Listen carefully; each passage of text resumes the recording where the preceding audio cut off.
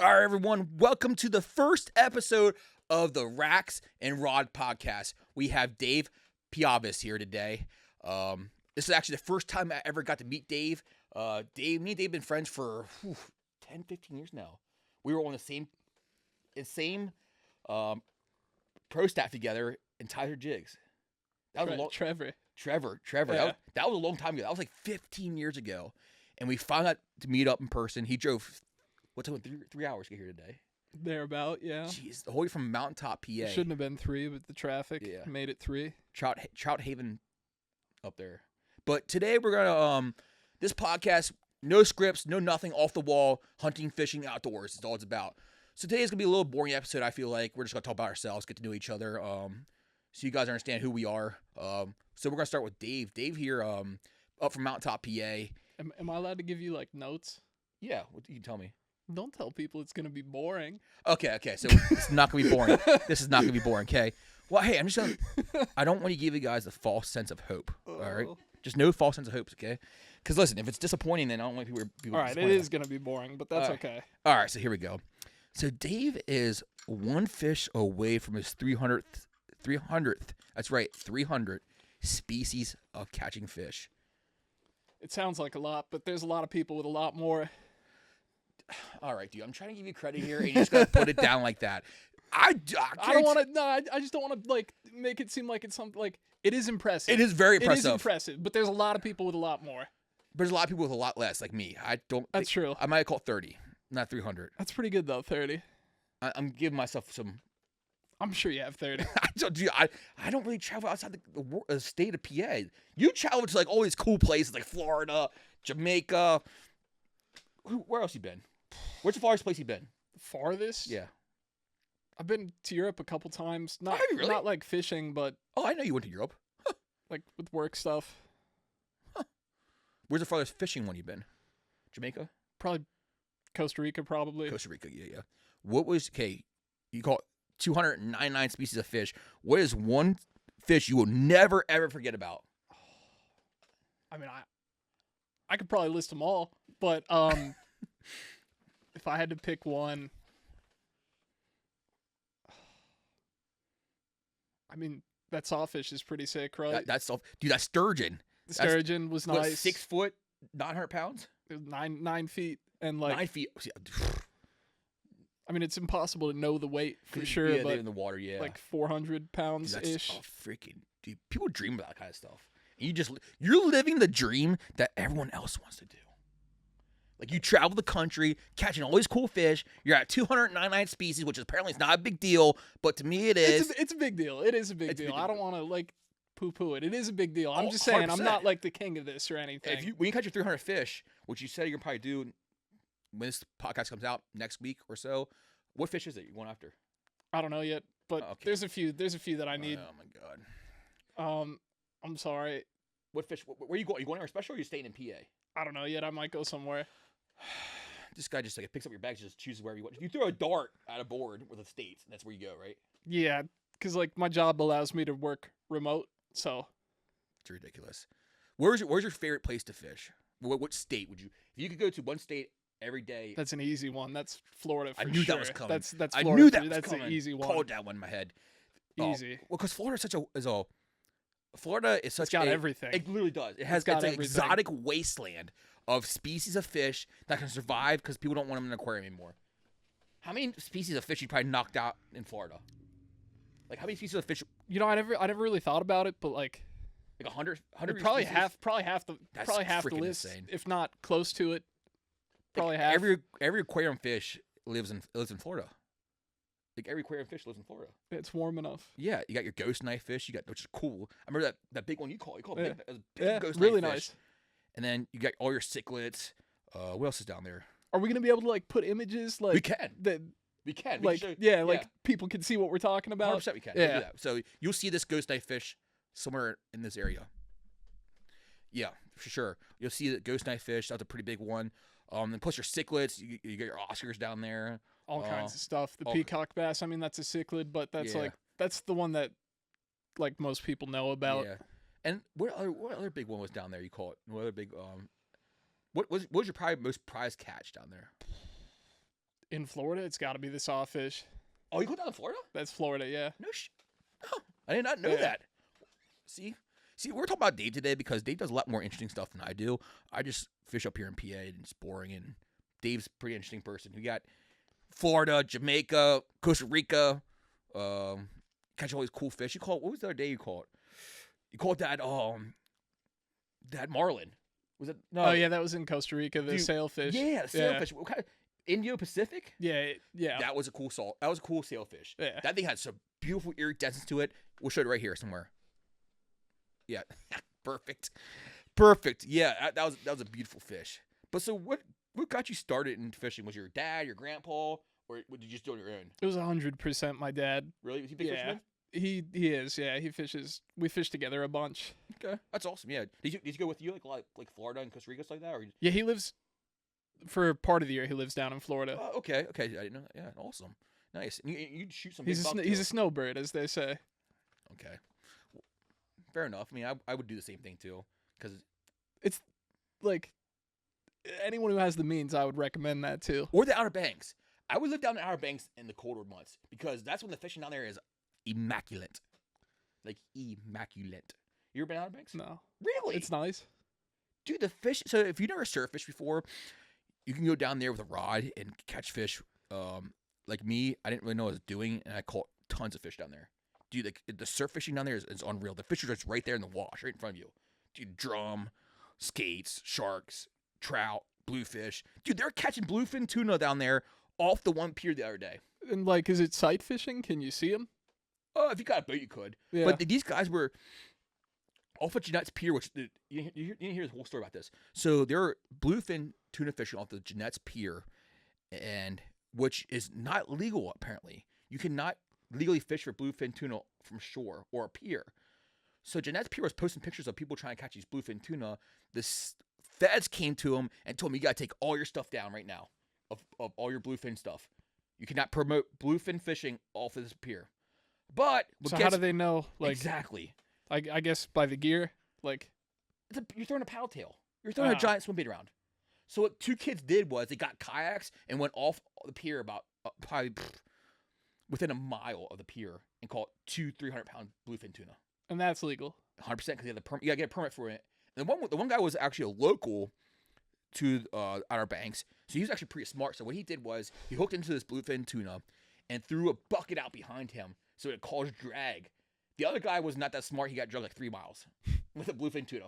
Oh, like a parachute, like. No, So exactly the same drag. But it was in the water. So he had a bucket behind him, a giant bucket. So it slowed the drag down the bluefin tuna. So he was pulling him, the bucket, and everything. And the other guy got pulled miles. He got 3 miles. That sounds fun. I'd probably go without the bucket. Like, then these guys are coming back. Like I looked at the one guy set up. He didn't have a trolling motor or anything. Dude, he was paddling. That's a long paddle. That's sick. With a bluefin tuna on the back of your kayak, you're pulling along as well. I love that. I mean, kudos for the effort, but man, that was not very well executed. I would have been like, dude, my physique could not handle that.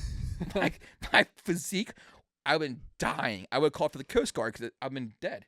But yeah, 100% legal because you can catch them from a vessel if you have your permits, but you cannot catch them from a pier or a fishing shore. And no matter what, I mean, if I have the permit or what, because you can't fish for them. Correct. From a pier. But then what? But you're just throwing stuff that, like, catch whatever on. Like a bluefish. You throw like a 5-6 inch paddle or something like that. Yeah. Or striper or something like that. Catch stripers down there. And so like, how do you dictate that? But the feds made him take down Jeanette's Pier. Made him take down every single post he made about the bluefin tuna. So you're not allowed to make a post about him. You cannot promote the catching of bluefin tuna. Because another thing that was kind of stupid, which I agree with the state on this one is you couldn't bring them onto the pier. How are you going? Yeah, because they're huge. Exactly, they're 300-400 pound fish. So they're just catching them. Even with like a drop net, it 100% you're not doing it. Couldn't do it. So they're doing this with a catching them, bring them in, and I guess once you bring them close enough to the pier, they consider it a catch and breaking off. Yeah, that makes sense. I don't agree with that. I mean, I don't know. I understand the hooks rust out. I understand the rules, and I've never broken a rule in my life. Yeah. So yeah, but like I understand the hook will rust out eventually. Yes, but how much line is being towed behind him? Probably a bunch, right? Right. Even from the pier to the bottom of the water is probably a good bit. I don't know how that works. Yeah. 30, 40 feet. It's a bunch. Yeah. So, like, that just causes more hazard. I see both sides of it. Congrats to the people who did catch them. It is cool. It's a cool catch. Oh, dude. Bluefin tuna from... And they're catching, like, I think the deepest spot was, like, 30 feet off that pier. I mean, sometimes we like to nitpick, like, laws and stuff we don't like about them, but, I mean, They're there for a reason. They're definitely... like you said, they're there for a reason. They're chasing these bait fish into like 20 feet of water. You can see these bluefin tuna chasing these bait fish into the shallows, like 20 feet of water. That's really cool. Like 300, 400 pound they're fish. Huge, yeah. That's cool. That's really cool. That is nuts. I'll be like, but I'm surprised you've never been to Outer Banks. No, never been there. They said down there, and then November, December, it's like you get your big drum. Your big drum come up, your big black drum and red drum come up through there. They catch some cobia up in there, something like that. Actually, I just saw... The other day, a guy caught a sturgeon. One was it Chickateague or Assateague Island? That's cool. Yeah, it wasn't a really huge one. It's about like 2-3 footer, but it's a sturgeon. Yeah, I guess that's Atlantic. Is that Atlantic sturgeon? I guess. Probably. I don't know what else it would be. Yeah, no, probably. I think so. Yeah, the ones you caught were white sturgeon, right? Yeah, white was the big one I caught. It's right there. You'll see it. It's right there again. Somewhere. So yeah, back to Dave here again. Hold on. What's in the box? No. Okay, hold on. This is gonna. You can't like tell me about the box on the way here and then like save it for the end. So I have to stare at the box, wondering what's inside. So me and Dave were talking about this. My two big passions are outdoors, and this is gonna sound geeky, but listen, I'm a '90s kid. Pokemon. I'll back him up on that. Pokemon are dope. There we go. Listen, okay. So I combine these now. Oops. Don't get me wrong. You can go out there and buy Pokemon lures already. Like you can get a Pokemon Kyogre and a Pikachu. Was that what you were thinking earlier? Yeah, that's what I thought. Nope. When you first said it, combine the two. I thought that's what it was going to be. This is custom made swim bait by a guy. His name is man. I'm gonna plug it in here eventually. Oh boy, what is his name? Oh, he's just, dude. This is awful. Come on, dude. Okay, I'm gonna think about this for a little bit. Hold on. What is? Hold on. Technology. Hold on, let me look him up real quick. Oh man, we could edit this. Oh my gosh, no! This is a raw. Oh. We don't edit on this podcast. All right. This podcast does not get edited. I'll try not to curse. I've been doing good so far. Big Tony. Tony is his name. Big Tony Swim Baits. I think it's called. Hold on. Tony. Shout out to Tony. Tony, hold on. Tony Campos. This guy, that's Tony Campos right there. Big musky fisherman, makes big swim baits. You're part of the swim bait universe group. That's what it is. But look at this thing. Oh, dude, this is hard. It's a crawler. It actually works. He tuned it and everything. Oh yeah. This is really nice. It's 100% hand painted. Everything's handmade there. Really? Yes. He molded that and everything. You can still buy those. He makes a shiny one too as well. So black one. But that actually crawls on top of the water like a bat does. No, this is sick. That is one lure I'll probably never throw.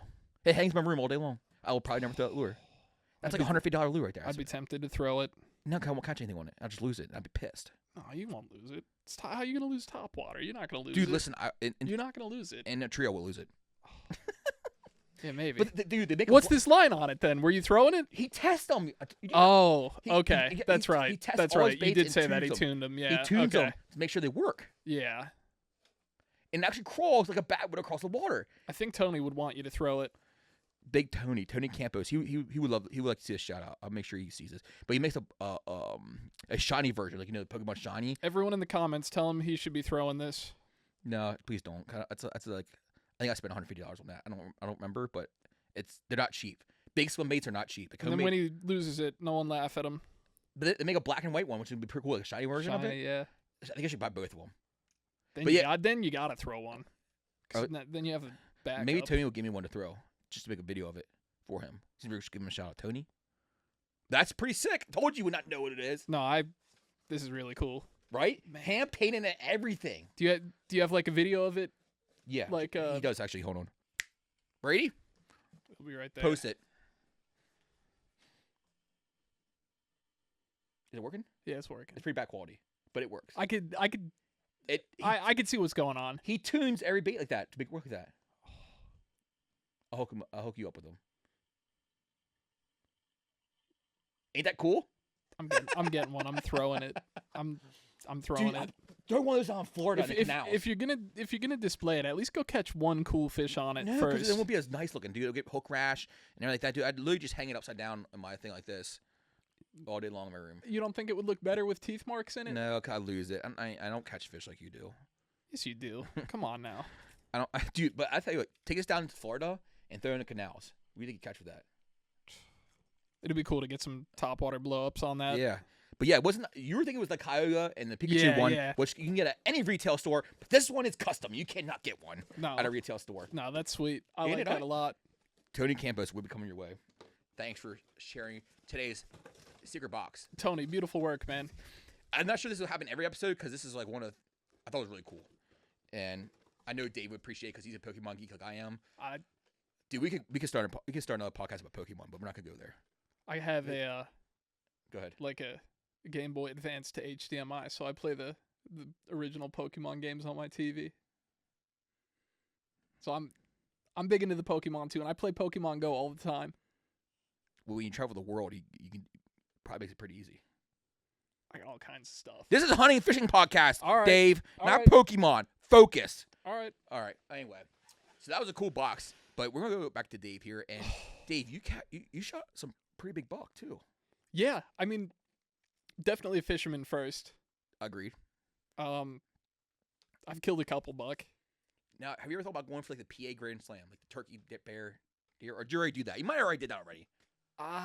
In 1 year. Like,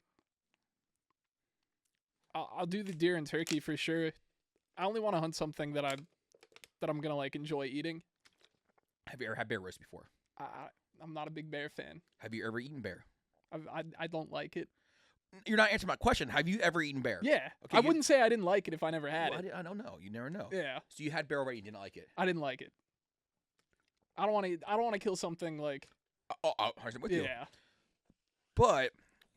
Yeah, okay. You're fine. I understand. But I'll for sure. I could do like 2/3 of the slam. No, it doesn't count. Listen, if you didn't say you were going to eat bear roast, I was going to find a bear roast and bring it to you next time. But you had bear roast already. And dude, is that how you ate it? Was roast, right? You made it into a roast and you ate it? I ate someone else's. I don't know. They made chili. I didn't. No. You don't make chili out of bear. I'm just telling you what he did. Nope. No. We are going to find Dave a bear next year and make a bear roast. If you're the one who made the bear chili and you're watching this, you should. Dylan says nope. You shouldn't be a cook right now. Dylan says nope. You should not be a cook. You don't make bear roast out chili out of bear. You screwed me. Oh, 100%. You ruined his taste buds. You ruined them because bear is delicious. Now I'm looking dude, like a fool on here. Look at my physique. I like food. I like food too. I enjoy food. Like if that taco truck is still open outside, I'm hitting that up after this. Diego, is your parents' taco truck still open? I can go check. You guys want some tacos? Dude, he's gonna get us tacos. That'd be crazy. That'd be so cool. Okay, Dave wants tacos. I don't want anything. I'm good. Okay. We're just gonna watch Dave eat on podcast. I'll eat for everyone to watch. I don't care. That's fine. So I'm actually kind of. So I never. Okay, I'm giving you all this shade. I'm giving you all this hate. No, I don't feel it. Listen. I'm giving you all this hate. Keep talking. Okay, I'm giving you all this hate, but I never had bear roast myself. You what? I never had bear roast myself. Say it one more time. I never had bear roast myself. Oh. You can move that, by the way. You're making this so awkward. I don't know what to do. Dude, just move the mic. All right. I don't know. This is why this is 100% filmed, because you just watched Dave just awkwardly try to avoid that mic. I don't know. See that guy? That guy's gone. Man, Diego, the supervisor's gone, and we're making fools out of ourselves. Diego leaves the room. This is awful. Okay, all right. We're sorry. What's the biggest buck you ever shot, point wise? Or actually, have you ever got one scored? Worth scoring. Scored 114. Ain't bad. That's a respectable 8-point. It was a 6-pointer. That's very respectable 6-pointer. Yeah, like as far as 6-pointers go, like that's very nice. Yeah. How long were they? We'll put the picture right there. You can see it in all its glory. that's a very respectable 6-point. Archery harvest. Yes, sir. How long ago? Last year. Oh, nice. I got 6 point last year too. Not 114, but it was a respectable one. Nice buy deer. Did you see it? Did you see the picture? Is the one you? I don't know. Do you have so many pictures? It's hard to go through all your. Yeah. I'm living through you, traveling the world, fishing. I'm like, oh man, look at Dave down there. You should make the time to go somewhere cool, catch some cool stuff. I've been to Outer Banks. You have not been to the Outer Banks. That's true. I'm one up on Dave. We go there every other year. I want to do the thing you told me I can't do there. I want to catch the big tuna off the pier. I have a kayak. You can do that. And you just I don't know if it's like seaworthy. Like, well, I think it's literally right off the pier. You're not even in the sea. Okay, that does sound fun though. I wonder if you could strap yourself to the pier so you don't get towed 3 miles. Because then when you get towed 3 miles, then you may be some sketchy water. I'd be down for it. Do you ever see those guys go out on those kayaks and go out to the oil rigs? I've seen that. I want to do that too. I want to do I'll do it all, dude. Man, that's you're one. I want to do it. You're one bad turn away from getting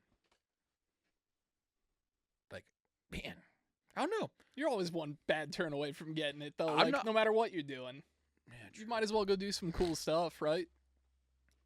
Touche. I'll give you that one. We'll give you that one. I don't know. 100% Outer Banks. You probably call it bluefish. No, I don't know. Never call it sea trout? My experience saltwater fishing is Florida, mostly in Florida, Costa Rica. So you probably not. So you're not in the colder water. No, but this summer I'm going to start going up here. Outer Banks or New Jersey. I heard New Jersey's good for striped bass and blues. I have a bunch of friends who fish no one wants to hear about the micro fishing, but oh, go ahead, keep going. I'm going to continue this thought. I've got some friends who fish Long Island, catch a lot of cool micro stuff. Yep. I want to do that. Maryland just saw a post today. Yeah, I saw that. About the microfishing? I saw it. Yep. About how they're getting a survey about microfishing? Yeah, the DNR, the Maryland DNR was like, we want to know. And we're not going to use this information for regulatory purposes. But okay, listen. I believe them. Don't you believe them? I believe them. Believe them for what? They're totally not going to use that survey information for regulatory purposes. Oh, it's going to be something stupid. 100% they're not going to. Yeah, your minnow traps will be what kind of minnows you can catch now, or are we going to be regulated now? I can't imagine what I might blow a gasket if I'm fishing somewhere and a game warden comes up to me and is like, "You are over the limit on black side days." What was that? What was that? I can't imagine. The one microfish I remember you never caught was it a blue spotted sunfish?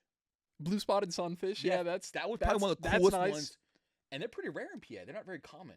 They're around. If once you kind of know the habitat to look for, they're definitely around. All right.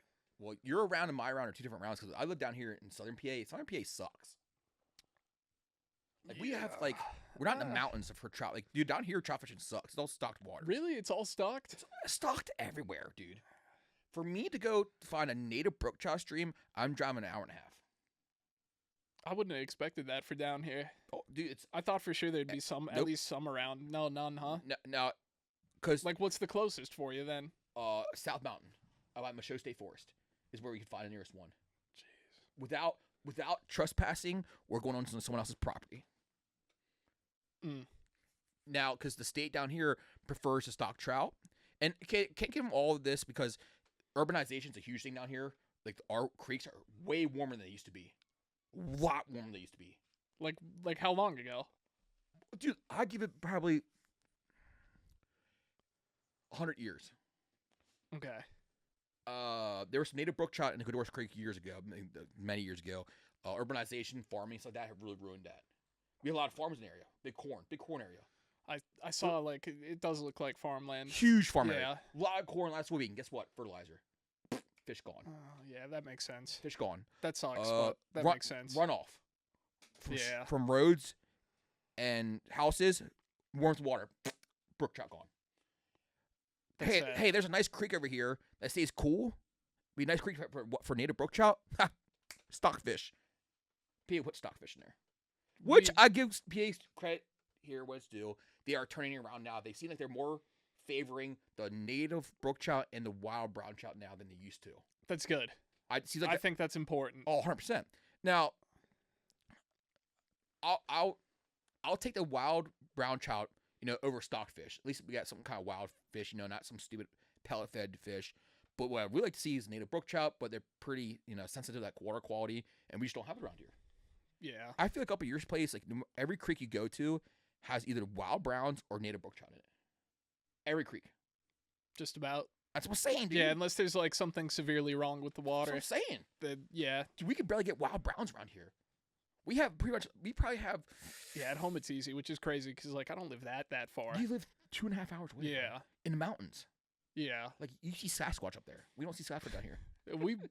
I know some people who've seen him. Oh boy, here we go. Some people who say they've seen him. Go. I haven't. Okay. When I say I know people, I'm not like it's not like I'm asking for it's not like that. Like So I know people who say they've seen him. So you don't go out at nighttime with a Sasquatch call and call them in, try to see them? No. Okay. Should I? Dude, I don't know what you do. You think I'd find him? No one's found him. Dude, someone should have found him. We're going off a little tangent here, but we have trail cameras. 100,000 hunters go out every year. Satellite images like that, and we have never found Bigfoot. Get out of here! If he's a supernatural being, he is. can evade that. No way! Like if he's like not, if he's not like, nope. No, you don't think like. Nope, you are not nope, for a second. Not. We have cellular cameras at pretty much every point in people's woods now for hunting purposes. We have satellite imaging from Elon Musk up in. I agree with you. I don't think it's real. We have cameras now on our phones that take better photos than most cameras do, and we get these blurry pictures of some kind of fuzzy animal in the woods that looks like a freaking bear. Yeah, everyone like whenever anybody sees it, they always have like a Nokia flip phone. Yeah, like a Razor. They took the picture with like the Game Boy camera. It's awful. Yeah. But no, I'm not playing that one for a second. Not for a second. I think he's probably real. I don't know. No. What? So, in your hunting and if fishing, you've seen Bigfoot, let us know in the comments. listen, if you've seen Bigfoot, I'll believe you. I want to see crystal clear imaging, not some fuzzy bullcrap or anything like that. I want to see crystal clear imaging. Because listen, we have there's thousands of people, 100,000 people like me and you out there every year, multiple times a year. You're making me want to go look for him. No, listen, I can't offer you money because I don't have that much money. But anyway, I think maybe I'll give you $5. You find them. That's all I got. But think about it. The first day of rifle season. Think how many people are in the woods that day. Yeah, but Bigfoot's like, he's smart. He's not going to like walk in front of a hunter. Where's he going to go that he gets to be seen? He's living in a den? All kinds of places. Dude, you don't even know. You don't even know. You're going off a wall here, and you're going to start triggering me. All right. You're going to start triggering me because Bigfoot's not real. He probably isn't real. Okay, take the probably out of there, and we'll be okay. You can't prove the non-existence of something. How do you prove this? You can't. You can't prove the non-existence of something. That's something the pro Bigfoot people will always have. They'll say like, well, you can't prove it doesn't exist. You can't prove anything doesn't exist. Until you prove something exists, it doesn't exist. Oh, I just blew your mind there. I just blew your mind. You can't prove something doesn't exist if it doesn't exist. Until it does. But it doesn't. So the coelacanth no longer existed until it did. Exactly. So it doesn't exist until it does. But it was there the whole time, so it was existing. But you don't know that until you find it existing. This is like if a tree falls in the forest type deal. Like, does a bear shit in the woods? He has to, right? Exactly. He has to. I don't know unless he saw it happen. Where else is he gonna shit? I don't know. Hey, we did see that video of you and that bear, which was pretty close to each other. How far were you from that bear? Like 100 yards or so. Oh, I thought you were closer than that. That was disappointing. Now you disappointed me. That's why I'll never see Bigfoot because I have a good camera on my phone. Dude, I thought you were within 50 yards of that. No, it was much far. The zoom that's why I'll never see Bigfoot because my camera's too good. That makes sense now. Speaking of Bigfoot, what is the weirdest thing you came across, like animal-wise, creature-wise, while hunting and fishing? Something you just blew your mind. You saw what the heck was that? I don't know if I have an experience where I've seen something that I wasn't able to explain. Let me think about that one. Yeah, I don't think. Well, I have one. I remember one too. I have You one. go first. You go Okay. first. I remember. So it was getting dark, going to Door State Park. Of course, it's where I fish all the time. We're walking back to Laho Trail. This is probably back in high school. This is probably 20 years ago. No, maybe 15. Yeah, I'm not that old yet. 15 years ago. We're walking back to Laho Trail, and I just see this black flash go across in front of us, running across the path in front of me. And I love the wildlife. I pretty much own my animals like that. And I knew it wasn't a mink. Knew it wasn't anything like that. It wasn't a fox. It was black. Almost a black-faced fox, but it was pretty close to the ground. I'm thinking it was a fisher. But fishers around here are not very common, especially back then compared to now. I mean, you start to see fishers come in the area, but back then they were like non-existent. But I'm feeling that was a fisher. Or a very large groundhog, which I've been terrified of, but I think it was a fisher. You terrified of groundhogs? A groundhog that big, you'd be terrified of. I think it was a fisher. But I don't know, you see a black furry object run out in front of you.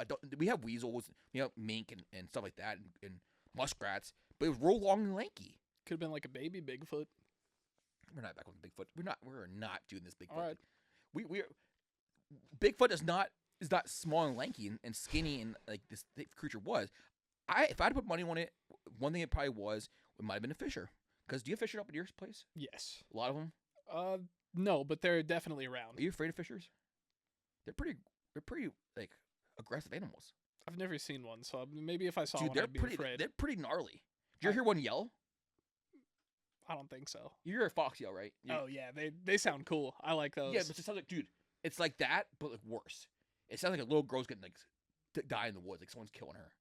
It's bad. Like, hey, Brady, put that right there. Listen, right. We're gonna listen to this right now. Pause. Bam. That's what they sound like. It's actually really crazy. And then you hear stories about them taking people's cats. It's like that. They're pretty like they're a weasel. And I know they were getting somebody I know's chickens. Well, they're Yeah. a weasel. They're Yeah. part of the weasel family, so weasels are nasty, mean creatures, and they're big hunters like that. So the fishers are overgrown weasel, and they get some nasty teeth to them. You get like a big male. I'm not sure the exact size. I think like 15, 20 pounds a male will get. Maybe not that It's a big. good size. Yeah, It's a dude. good size. It could probably mess you up. Like, so like outside of fisher season and you're trapping, I catch a fisher, dude, that thing's dying. I'm not messing with a fisher. How do you get a fisher out of a trap that's pissed off? I don't know. You don't. Yeah. How do you get a bear outside of a trap that's You pissed off? trap? I do sometimes. I That's used to. cool. I used to. Tell us about it. So it's not worth doing anymore because it's not worth money. You cannot make anything out of trapping anymore. You can't make a gas money to do it, dude. Trap the fur You don't market- see many people walking around in fur coats these days. Well, you're wearing a fur coat. Is that fur? I don't think so. I think this is like fake. Like So like, well, that's the problem. So the fake fur industry ruined it. yeah. PETA really heard of that, but the fake fur industry did really damage to that one, and so the fur market's awful. Also, the Chinese market's not doing well, which was first go out to China. So the Chinese market's not doing well. So the fur market's not doing well. Now, 30, 40 years ago, you could make a living trapping. A living. Yeah, I know. Like my father trapped when he was a kid, Really, you could, and like- it was like worth doing. $30 for a red fox fur. Now, Now like $5. yeah, legit. Yeah. A raccoon. If you get a raccoon, if it's not a large raccoon and you didn't skin it and tan it, they will laugh at you. They won't want it. You're just donating at that point. So then you gotta get up. So you set your traps. You're getting up at 4 a.m. to check your traps early in the morning. You get in gas, drive out there, the time, effort, the lure, everything like that, waxing it. Dude, you're putting a lot of time into this to catch, these animals to get nothing for them. Which, in my opinion, is why we're starting to see more and more people's chickens getting tore apart. Oh well, that makes sense. Yeah, Because of course. the predator trapping is not nearly now. Predator hunting around here is huge. Is predator hunting big up there? Like predator hunting around here is huge. Like when you say predators, you mean like Your like foxes, your and coons. people they do it. It's Oh, not dude, like, down here is huge. I wouldn't say it's huge, but I Oh. know people who do it No, for it's sure. huge down here. Thermals with your Fox Pro is huge around here. Silencer, huge. That does sound fun. Oh, it's a blast. But- It's huge down here. But Not to sound like too much of a hippie, but like I have no interest in killing something I'm not going to eat. agreed. But I will take out a coyote any day because I'd rather see foxes than coyotes. if you see coyotes, you're not seeing foxes. I think foxes are a lot prettier to look at than coyotes, and won't do as much damage to your deer population. I don't know enough about that to have an opinion. Well, hey, you know what they say about opinions? They're like assholes. Everyone has one they stink. Yeah. Okay, but in my opinion, I think we're starting to see more chickens and coops like here getting destroyed by raccoons because they'll tear a chicken apart in no time. A big bull raccoon will get in your chicken coop and tear them apart in no time because people aren't trapping as much as they used to. Now That makes sense. Now, your predator hunters, your fox like that, you're out fox hunting, you see a raccoon, you're just going to shoot it. But you're not going to shoot, you're not going to trap like you used to. You're not going to shoot as many you trap. I mean, you used to do a trap line and get, 3 or 4 off a trap line. And I feel like that's a huge increase in raccoon population around here is because you don't get trapped anymore. Makes sense. And I'm not going to lie, I'm terrified of a big raccoon. Really? Dude, you never trapped before. Have you ever trapped? No. Dude, you don't know what it's like to come face to face at 4 a.m. in the morning with a very angry big raccoon. That's true. I definitely don't know what that's A like. very big one, like a big boar. Like, Yeah. Dude, like the ones that he's like, I'm gonna gnaw your leg off. Maybe that's why I'm not afraid of them. Because I'm. Listen. I'm not. Okay, let Yeah. me put this in perspective. I'm not afraid of a raccoon if I see it in the wild. I'm afraid of a pissed off raccoon in the wild. That makes sense. Yeah. two different raccoons. A raccoon that's fighting for its life. Dude, and I'm telling you. views you as a threat. Yes, 100%. Those things are vicious. That'd be scary. I wouldn't I wouldn't mess with that. No, I'm not supposed to curse, right? you can. It's okay. It's like a PG 15, 18. All right. But I don't, dude, no. I dealt with some very angry animals and traps. And I tell you what, the worst ones are the raccoons. Dude, Dave's hungry. He's just looking at Diego right now. He's just, Yes. I just, Oh my God. yo, What do I owe you? show this guy Oh, how to move the mic. oh, how to move the mic? Yes, Yeah, I because got you just missed it when you left. I was like trying to like. I got you in Mexican tacos. I hope you like them. I know I'm gonna love them. Yeah. I can get you some. Look at That's that. authentic.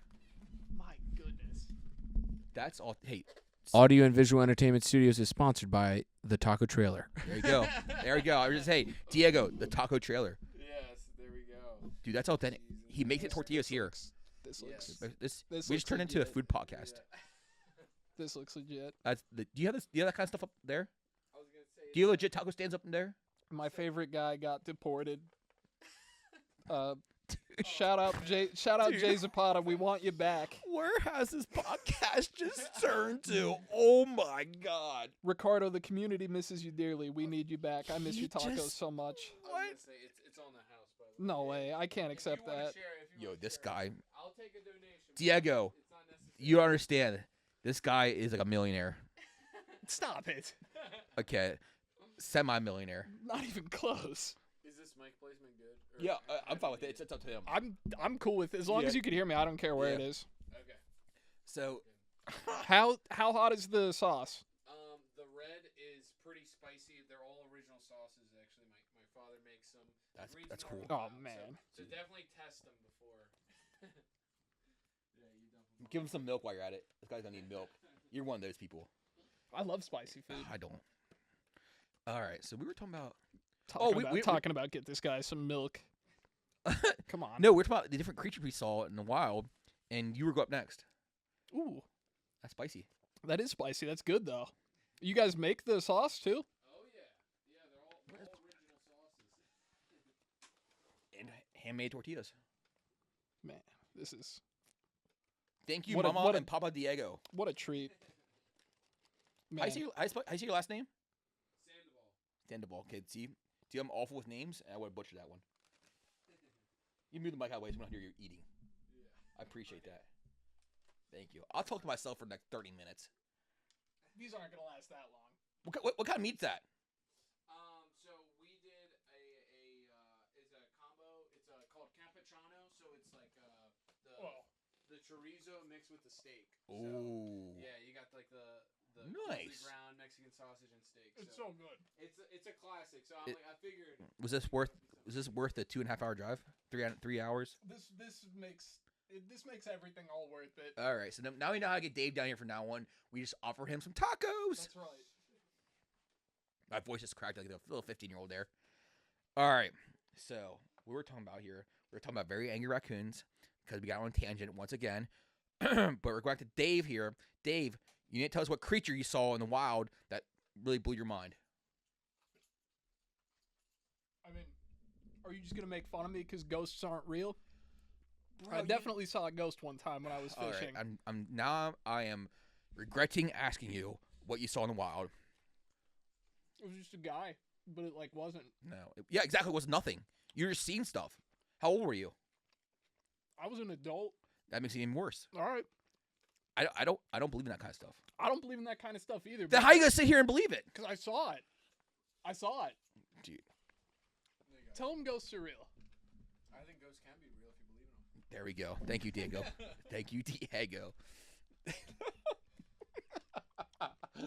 Yes. This is a good first podcast, guys. I gotta say, so far. We make it entertaining. Yeah. Yes. Good. I know this is what our I first- saw. This is our first podcast, uncut, unedited. We're just raw. Racks and Rods podcast, episode 1, featured by Anna's Approach Outdoors. Racks and rods. Raw Racks and Rods, yes. I looked that name up and made sure no one else had it, and no one else does. So it's our name now. I'm surprised no one else had it. I'm surprised like a porn company didn't have it. Oh, gee, here we go. I'm just saying. Here we go. Racks and rods, dude. Sounds sexual. It does, but it does. You're right. Yeah. But listen, we didn't have many choices. But it's not. Yeah. So it's okay. Yeah, because we're going to. I thought maybe Double D podcast, but that was not going that way either. Also sexual. We already discussed this part. Yeah, it's just Rocks and Rods. We're getting like So you think you saw a ghost? ASMR videos of me eating tacos. Yes. Is that how we're gonna make our Yes. money? Yes, I All like right. it. Wait, our camera's out. I got you. 1 second. Okay, phew. I forgot how good looking I was. There we go. Yes. Dave, something's bothering me right now. Something's bothering me. What's that? Why are you wearing sunglasses inside? These are an homage to my favorite podcaster. Which is Shout out to Tim Dillon, the goat of podcasting. the goat to podcasting? He's the goat, dude. That's a pretty bold statement. He's Never- my goat. Never heard of him. Never heard of him. What kind of podcast does he do? I don't even know. You gotta watch one. How do you not know what he does if you're watching them? What are they about? It's mostly, what would you say? I guess you'd say social commentary Okay. through a comedic lens. Boring stuff. All right. Boring Well, we're the stuff. new goat of podcast. Everybody in the comments, tell Dylan how cool Tim Dillon is. He's the best. Tim Dillon's his name? Mhm. How many people in the comments can tell me how many people have never heard of him? Like, you're saying him, but then you have Joe Rogan out there. Like, you're not going to say he's the goat of podcast? He's my goat. He's my greatest of all time. I was listening to Rogan on the way here. Okay. I like Rogan. Have you ever heard of You Should Know podcast? Watch that one too, by the way. What's that? You Should Know podcast. I should know. Yeah, that's what it's called. You Should Know podcast. Is it about stuff I should know? No, actually, it's just a random podcast with two best friends, and it's hilarious. The only podcast I watch. What do they talk about? Different things. It's always different. All right. I like it. It's off the wall, kind of like we're doing, just off the wall stuff. Bars is hunting, fishing related. There's just two good friends, off the wall, crazy. Dude, my problem with podcasts is I need to watch them. I cannot listen to podcast. Really? Yeah, I cannot listen to podcast. I don't mind just audio. Nope, cannot do it.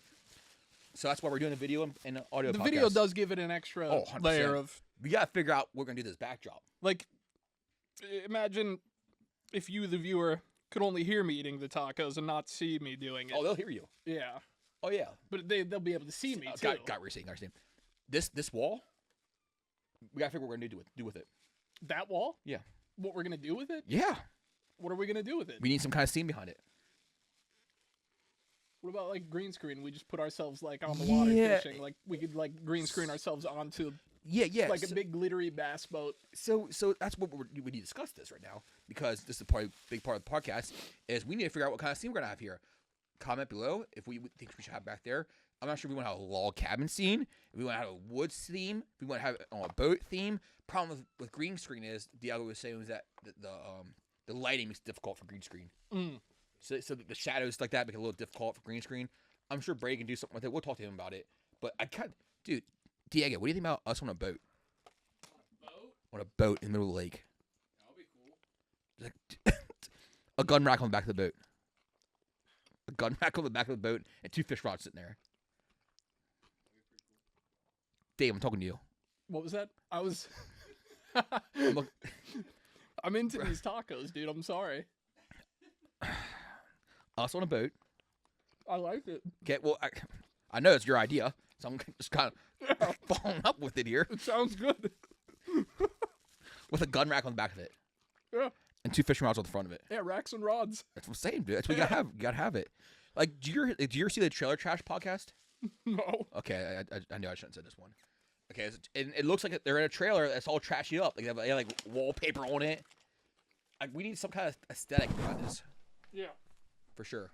No, I agree. The white wall's weird. We just did it for now because it's the first podcast. All right, so this is going swimmingly well. We're doing swimmingly well. We're kind of off tangent from fishing and hunting right now, but this is a fishing and hunting podcast. And what were you talking about? Ghost. Okay, no, we're not even going down that subject because that was stupid subject. Like, The hot sauce is making my nose run a little bit. That was really good, though. Thank you, dude. Oh, yeah, I got you covered. That was... so Sauce will mess you up, though. It did a little bit. I'm a little sweaty now, but that's okay. we got a fur jacket on in the middle of the side. Yeah, fur jacket on and sunglasses. The sunglasses are really kind of pissing me off because you're wearing sunglasses inside. The sunglasses stay. It's like, you wear sunglasses at nighttime? Occasionally. Okay, then. My point exactly. All right, so you're a hunter as well. We know you shot deer. We know you shot turkey. Have you ever gone to like different states to shoot, like hunting wise? No, only local stuff. So you never went to a different state to do hunting. Right. So any waterfowl? No. No waterfowl. Just No. big game. Pretty much. Yeah, Just fix your mic. deer and bring that thing over here. He needs to learn how to use it because the awkwardness that you missed. Wait till you see the video of this awkwardness. I was like trying to It was awful. matrix the literally microphone on my way out of the Was seat. literally trying to do Yeah. it. Yeah, I got you. So turkeys and deer. What else? I'm sure it looked really cool. Squirrels. Yeah, How do you live in PA and not shoot squirrels? Like, they're just like when I was a kid, I know exactly. my grandfather, like, Squirrel pot pie. I'd shoot him and he'd cook them for me. Pot pie. Ooh, get a big one for you. I'm not sure if you do this up here. Snapping turtles. You know how snapping turtles up there? Oh yeah, Really? Do you eat them? I've eaten them before. I've never killed one and eaten it, Okay. but I've eaten ones that other people have killed. Now, was it made in chili too as well? Yeah. No, it was not. Do No, not tell I me. don't know. Do not tell me No. you had a snapping turtle chili. No, I don't know. Okay. So then, how'd you eat it? I don't remember. I remember someone brought Oh me my snapping God. turtle. I forget how it was cooked. I remember enjoying Fried it. soup. So it wasn't that great then. You forgot about it. It was. So I'd eat it again. Well, I'd eat it again. how can you say that we don't even remember what it tasted like? I remember liking it. Okay. I was like a kid, dude. I was like, I'm 32. I remember eating snapping turtle when I was a kid and enjoying it. We used to go turtling every year up in our cabin in Perry County, and we used to catch some monster turtles, big ones. And my great grandma used to love butchering them. She loved it. She loved butchering. Dude, she loved it. Like, she was 80 years old butchering turtles. Like, Grandma, you gotta stop. Like, great grandma, you gotta stop doing this. You're 80 years old. But she loved it. She would grab them, grab the line out, dude, pull them by the neck, stand on top of them, dude. Like, she's 80 years old. She's like 70 pounds. I don't know how much she weighed, but these turtles are like, she's manhandling these turtles. And they're right off her head, dude. Head gone. Dude, shout out to grandma. Dude, great grandma's on it. And turtles are awful to clean. Yeah, I heard like you have to like keep them keep them alive Yes. for X Yep. amount of time. Yeah. So you to let them like purge themselves, yeah, I guess. the mud, awful The mud. smell, dude. You would do it like every day. You just put new water in. Don't get like a big metal bin, and you gotta watch out. You gotta make sure it's tall enough. If not, they'll climb out of those damn things. Yeah. So you make sure it's tall enough. You dump the water out every day. Clean up. It smelled awful. They smelled awful. And then once you do that, you got like cut around the shell, dude. It was awful. It's a long process. Great grandma loved it. She did it anyway. And then she made turtle soup. And it was not like any other turtle soup. It was like chicken corn soup with turtle meat. It was Ooh. delicious. Delicious. What is turtle meat like? Is it Dark. What's like a Dark. comp? What's like a comp? Like Dark what chicken is meat. it similar to? Just dark chicken meat. dark chicken meat. Dude, literally, we would hand it out to people saying chicken corn soup, and like, oh, this is great chicken corn soup. Yeah, it's turtle, dude. I mean, it makes sense, right? Because like, Now, don't be saying everything tastes like chicken. It doesn't. But this is no, one thing. but like it does make sense because like they're both dinosaurs, right? Like chickens are dinosaurs and turtles are dinosaurs, so it makes sense that they'd taste similar. Are you saying that T-Rexes and chickens have very common? I think that's what I read. Yeah, I think I read that too. But turtles are dinosaurs. They're pretty cool creatures. I understand where you're coming from. Everybody says everything tastes like chicken, yeah. but like they are both dinosaurs. Now, so it makes sense. Do you ever see the? Move that closer if you want. Yeah. Oh, Dylan. Yeah. If you want to adjust it, you can. Bring it up. I'm good. It's good. Does that sound good? Yeah. I look good. I'm gonna make sure I sound good. Yeah. Okay. Oh, yeah. You look and sound great. Awesome. Do this. All right. So what a turtle rig is? You ever see a turtle? How they fish with turtles? Like on the jug. No. Well, yeah, you can do that too. Okay. What you used to do is you get a nylon rope, and you get like a steel wire. You bend it with pliers, twist it, tie it to your nylon rope, and tie a big turtle hook. There's actually a legal turtle hook. You can't actually use any turtle hooks. There's a legal size turtle hook you gotta use. It's gotta be a 1 inch gap and 3 inches long. It's actually a legal way of doing it. So there's like they make like hooks for turtles. Exactly. Okay. And actually, there's actually a turtle season as well. Oh, I didn't know that. And yeah, there's a turtle season. There's rules and regulations actually to turtling. And actually, we're just gonna leave into my next tangent. Hold on to this thought.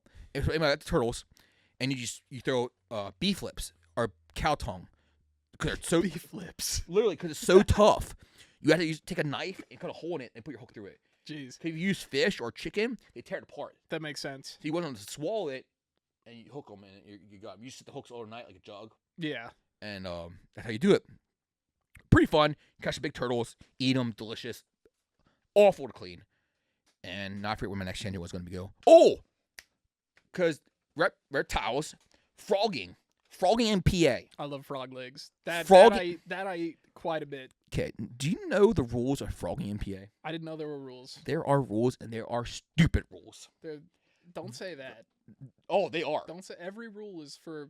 No. There's no such thing as a No. overreaching Wait rule till that you hear doesn't this make one. sense. Wait till you hear this one.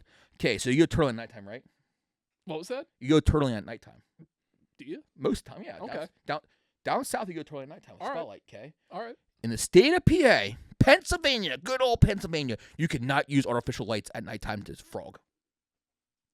So what he's like? You feel for him? What do you? Exactly. Moonlight. Moonlight? I guess so. I feel like that's tough. Stupid rule or not stupid rule? Not stupid rule. Why? I don't know. You cannot legally use a artificial light to go frogging at nighttime. He's night vision. Yeah. Yeah, you could. All right. That's cool. Thermals. That'd be cool. Dude, I have a thermal spotter. I mean that definitely makes it like less accessible because not everyone's got that laying around. But Oh, I do. I got a thermal spotter. I got What do you got? I got a little binocular. who makes it? AGM. You like it? Yeah, I love it. Because it's nice to have that and infrared, like your night vision. Yeah. Because night vision gets kind of wonky in the grass and in the fog. Yeah. And with my thermal, I can pick that up no problem. Our next setup we have a Predator setup we're setting up. It's gonna be a an infrared scope. We make one of those Hulk sniper lights. You see those Hulk sniper lights from Texas? Really nice lights, like $300. Really worth it. You can see pretty far with them, and like you get a really nice night vision scope for like $1,100. And that's what you would use to kill the frogs? Yeah, 100%. Because apparently you can't use a freaking. Well, I guess I couldn't because you need an infrared light to use night vision. So you're not allowed to use lights. Any artificial light, What do they mean by artificial? not natural. Artificial. I'm not sure how else to say it. I was just I don't know. Like it just I mean, doesn't what make, else you want me to say? it doesn't make sense. Like Because it's a stupid law. yeah. Down south, they're going out. Are in you allowed zombies. to? Are you allowed to do it in the daytime? Yeah. How many frogs you see out jumping around in the daytime? Less. Exactly. Definitely less. 100 times less. But also, we don't have big bullfrogs up here, so it doesn't really matter. I don't really do it anyway. But I just want to bitch about it. Hold on, I don't want to be rude to this person who's calling me. Yeah. First caller on Hey, line one. what do you got for me? I'm Is that Mama Piavis? Is she watching us live? Wait, we're not live right now. We're in a very heated debate right now. Shh, quiet.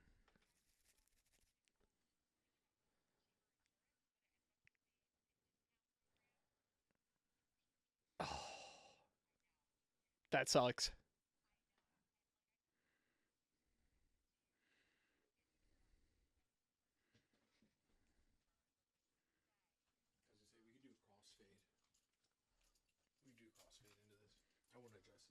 Good. I'm thinking we can angle it up and then make it a little bit. That way we got it covered.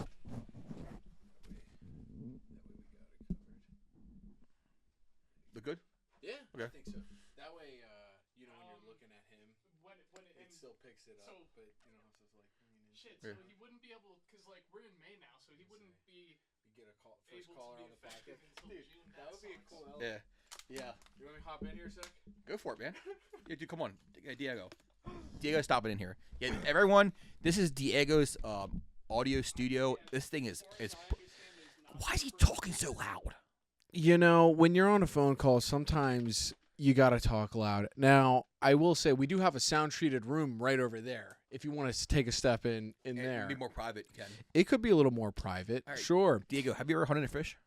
You know, Dylan, I'm glad you asked me. I always wanted to, so to have you guys come in here and talk about it, it just inspired me some more to kind of want to get into this. Yeah, yeah. So it's definitely something you grow up doing. Like it's nothing you just kind of. Well, I shouldn't say that because some Yeah. people do pick it up, and some people do it. You know, I learned from my Yeah. grandpa. My grandpa told me everything. My dad did as well. But my grandpa was a big fisher and hunter. You know, my earliest years, I can remember going to the cabin with my grandpa. I sat underneath his tree stand for many years until I was able to hunt. Just watching him hunt. Oh, now, yeah. now there's new things now. Like if you're like 7 years old or something like that, you can actually get a youth permit, like a youth thing. And you can actually shoot the deer yourself on your grandpa's or dad's tag. It's something to get the more younger people into. But That's for pretty me, cool. when I was a kid, you didn't have that option. You sat underneath the tree stand while he hunted it with a gun, and you just waited. Dude, it was Yeah. looking back at it, it's probably boring. But I don't know, it's something. Dude, I love the woods. I love being outside. Just the passion. Like every Sunday, Grandpa used to take me out to used to be a lake club in Spring Grove. Every Sunday we used to go out there with a little john boat, a little trolling motor, and we used to catch bluegills all the time. Take them home.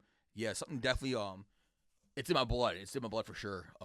That's awesome. And if you've never done it, like I said, the whole trapping thing Dave talked about earlier, it's something I'm glad I got to do because it's a cool thing to learn and to experience. Yeah. But it's just not worth doing anymore. I was gonna say, so Dylan, if someone like me is out there Yeah. who's listening, who's watching, Yep. who always wanted to get into this stuff, do you have any good starter ways for them to get involved? Oh, dude, it's a huge rabbit hole. The biggest thing is narrowing down what you want to do. Mm-hmm. Like people say they want to go fishing. Well, dude, that's a pretty broad term. Like because there's a lot of different fish out there, and every fish and the way you fish is kind of dependent on that. Yeah. So it's kind of it's kind of something like that. So it's kind of very broad. A lot of times, like a new fisherman comes to me, I'll use some of like a bottom fishing. It's called sinker, some worms. Everything really eats worms. It's a little bit easier way to fishing. Less technique, more you're just enjoying it out there and stuff like that. So that's like a good beginner level Yeah, to kind of jump into. for catfishing. So like you can go to the river and bottom fish for catfish and catch huge catfish, and they put up a fun fight. And it's not so much technical, and then you can get some on the cheaper side too as well. Now, like you can buy a $20 rod, and it's where everyone starts out with a $20 rod. It's like anything. Right. You can start cheap. Yard sale. Exactly. So you can start out cheap with anything, but the more you get into it, the more you realize there's levels to it. Oh yeah, it's like anything, right? It goes. There's layers upon So, like, layers. you're a musician, so you know you can get a basic guitar oh for yeah. like $30. There's- Again, sure. yard sale fine. Sure, $30. Yeah, I'm not sure. But then there's like $500 guitar. There's a difference. Now, There's a big to me, difference. there's not.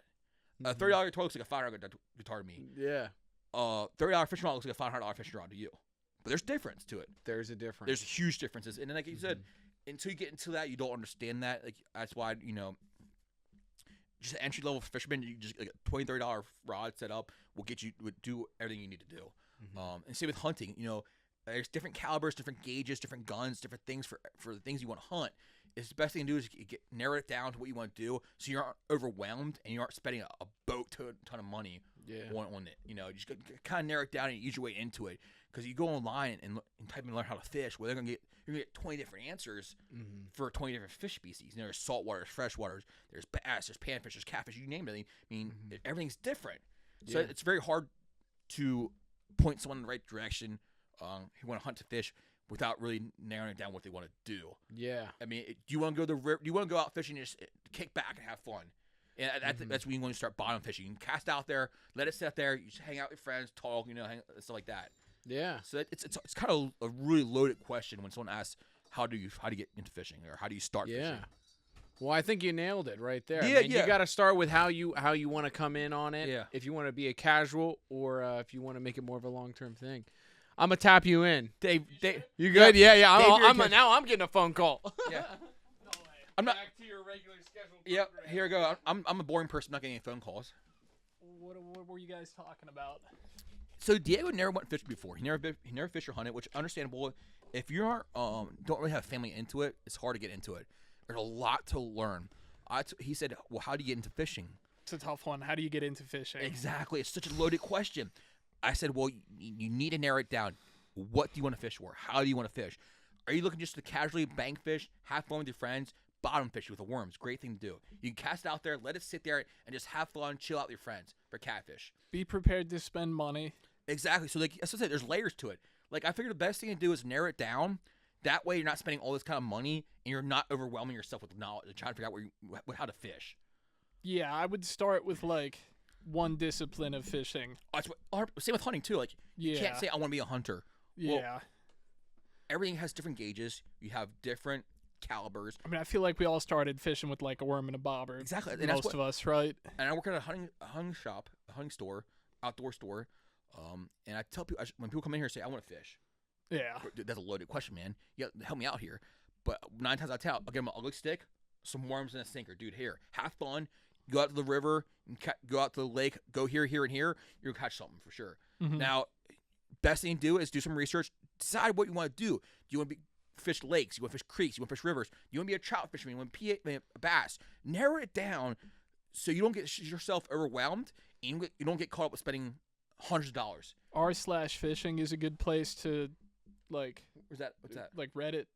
Oh, the yeah. fishing subreddit. Yeah. r/fishing is a good resource for beginner fishermen. Yeah, or our channel. Our YouTube channel has a bunch of videos, Dave. Yeah, bother Dylan with questions. Oh, That's yeah, another 100%. good. That's another good way to do it. Yeah, for sure. Yeah, guys, hit me up, message us. We'll gladly point you in the semi-right direction, the semi-one. We'll try to figure it out for you. But yeah, we'll get you straightened out and show you how and teach you guys how to do things for sure. But yeah, it's hard to the saliva on that was awful. What did you just dribble? Dude, I just Oh, honked man. loogie almost looked like. That was No. awful. No way. Brady, edit that out.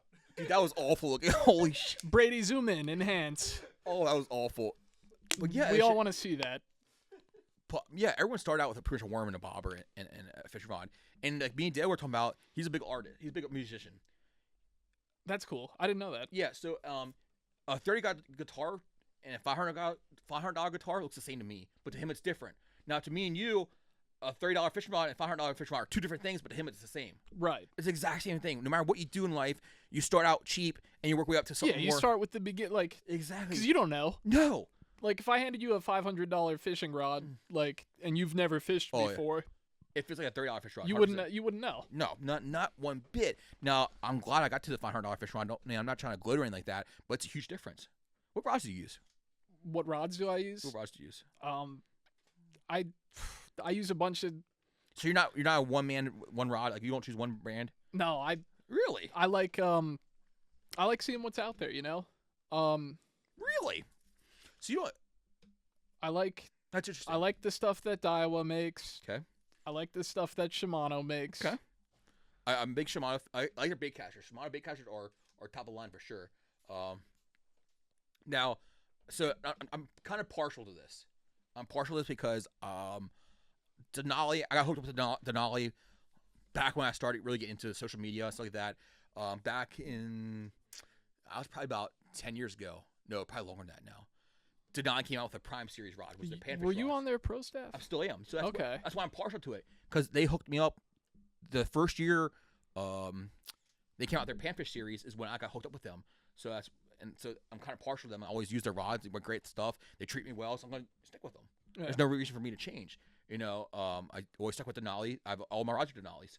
And I don't have a real company, so I like Akumas. Love Akuma reels.